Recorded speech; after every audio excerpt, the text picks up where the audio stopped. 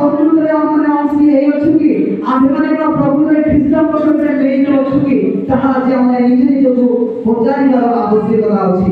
ଯଦି ଆମମାନେ ଆଜି ଯଦି ପଚାରି ପାରୁନାହୁଁ ତାହେଲେ କେବେ ମଧ୍ୟ ଆମେ ପରମେଶ୍ୱରଙ୍କ ସହିତ ମିଳିତ ଅଛୁ କି ନାହିଁ କହିଲେ ଆମମାନେ ପଚାରିବାକୁ ପାରିବା ନାହିଁ। ସେଥିପାଇଁ 2 ପଦରେ ଲେଖାଯାଏ କ'ଣ ମୋ ଠାରେ ଥିବା ଯେ କୌଣସି ଶାଖା ଫଳ ନ ଫଳେ ତାହା ସେ କାଟି ପକାନ୍ତି ଆଉ ଯେ କୌଣସି ଶାଖା ଫଳ ଫଳେ ଅଧିକ ଫଳ ଫଳିବା ନିମନ୍ତେ ସେ ତାହା ପରିଷ୍କାର କରନ୍ତି। Hallelujah hallelujah. ଏହି ସମୟରେ ଖ୍ରୀଷ୍ଟ କହୁଛନ୍ତି ମୋ ଠାରେ ଥିବା କୌଣସି ଶାଖା ଫଳ ନ ଫଳେ ସେ ତାହାକୁ କାଟି ପକାନ୍ତି। ନାଇଁ କି ଆମ୍ଭେମାନେ ହେଉଛୁ ଖ୍ରୀଷ୍ଟଙ୍କ ଶାଖା ଗୁଡ଼ାକ। ସେ ଯଦି ମୂଳ ହେଲେ ତାହେଲେ ଆମ୍ଭେମାନେ ହେଉଛୁ ଆମର ଶାଖା ଗୁଡ଼ାକ।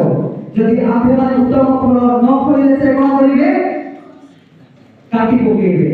ଆଜି ଆମକୁ କଟା ଯାଇଛି କି ନାହିଁ ତାହେଲେ ଆମେ ଭାବୁଛୁ ଯେ ଆମେ ଶାଖା ଅତି ସୁନ୍ଦର ଭାବରେ ଅଛୁ କିନ୍ତୁ ପ୍ରକୃତରେ ଆମେ ସୁନ୍ଦର ଭାବରେ ଅଛୁ କି? କାହିଁକି ନା ସେଇ ଗଛର ଯେଉଁ ଶାଖା ଫଳ ନ ଫଳେ ସେଇ ଶାଖାକୁ କାଟିବାର ସମୟ ଉପସ୍ଥିତ ହେଇନାହିଁ। ସେଇଥିପାଇଁ ଆଜି ପର୍ଯ୍ୟନ୍ତ ଯେଉଁମାନେ ପ୍ରଭୁଙ୍କ ନିକଟକୁ ଯିବା ନିମନ୍ତେ ଇଚ୍ଛା କରନ୍ତି କିନ୍ତୁ ମଧ୍ୟବର୍ତ୍ତୀ ସମୟରେ ଫେରିକି ଆସନ୍ତି ସେମାନଙ୍କୁ କାହିଁକି କଟା ଯାଇନାହିଁ? କାରଣ ସେଇ ସମୟ ଉପସ୍ଥିତି ହେଇନାହିଁ। ଆଜି ଆମେ ନିଜ ନିଜକୁ ପଚାରିବା ମୁଁ କ'ଣ ପ୍ରକୃତରେ ପ୍ରଭୁଙ୍କର ସେଇ ଶାଖାରେ ମୁଁ ସଂଯୁକ୍ତ ହେଇକି ଅଛି କି? ପ୍ରଭୁଙ୍କର ସେଇ ମୂଳ ଦ୍ୱାରା ମୋର ଶାଖା ବା ମୁଁ ନିଜେ ସଂଯୁକ୍ତ ହେଇକି ଅଛି କି ବା ମୁଁ ମିଳିତ ଭାବରେ ଅଛି କି? ତାହା ଆଜି ଆମେ ନିଜେ ନିଜକୁ ପଚାରିବାର ଆବଶ୍ୟକତା ଅଛି।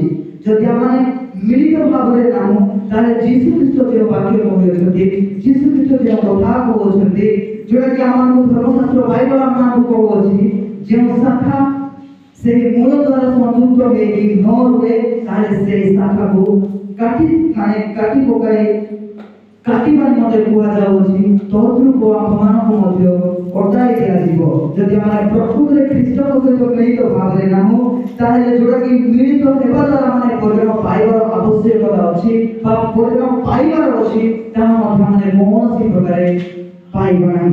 ସେଥିପାଇଁ ଆହୁରି ମଧ୍ୟ ତଳକୁ ଲେଖାଯାଏ ଆଉ ଯେଭଳି ଶାଖା ଫଳ ଫଳେ ତାହା ଅଧିକ ଫଳ ଫଳିବା ନିମନ୍ତେ ସେ ତାହା ପରିଷ୍କାର କରିବେ। ଯେଉଁ ଶାଖା ଫଳ ଫଳୁଛି ସେଇ ଶାଖାକୁ ମଧ୍ୟ ପରିଷ୍କାର କରିବା ପାଇଁ କୁହାଯାଉଛି। ସେଇ ଶାଖାକୁ ମଧ୍ୟ ଯୀଶୁ ଖ୍ରୀଷ୍ଟ ନିଜେ ହିଁ ପରିଷ୍କାର କରିବେ। କେଉଁ ପ୍ରକାର ଭାବରେ ପରିଷ୍କାର କରିବେ?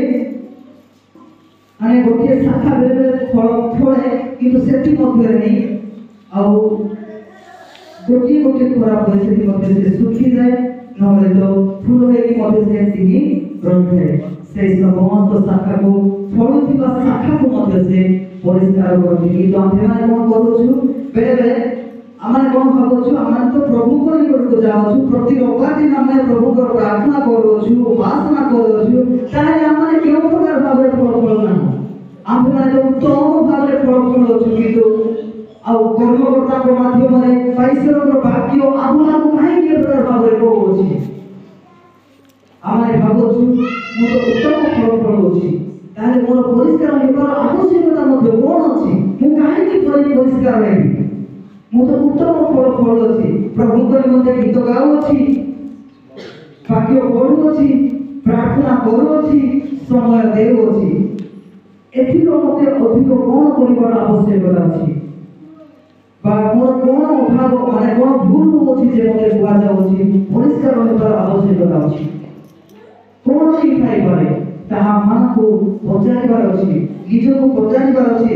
ବାକ୍ୟକୁ ପଠନ କରିବା ଦ୍ୱାରା ସେ ବାକ୍ୟ ଆମମାନଙ୍କୁ ସଠିକ ଭାବରେ କହିବ ଯେ ତୁମେ ଏହି ବିଷୟରେ ପରିଷ୍କାର ହେବାର ଆବଶ୍ୟକତା ଅଛି ବୋଲି ଆମମାନଙ୍କୁ କହିବ। ଏହି ବାକ୍ୟ ଆମମାନଙ୍କୁ ଜଣାଇବ। ସେଇଥିପାଇଁ ଆମେ ନିଜେ ନିଜକୁ ପଚାରିବା।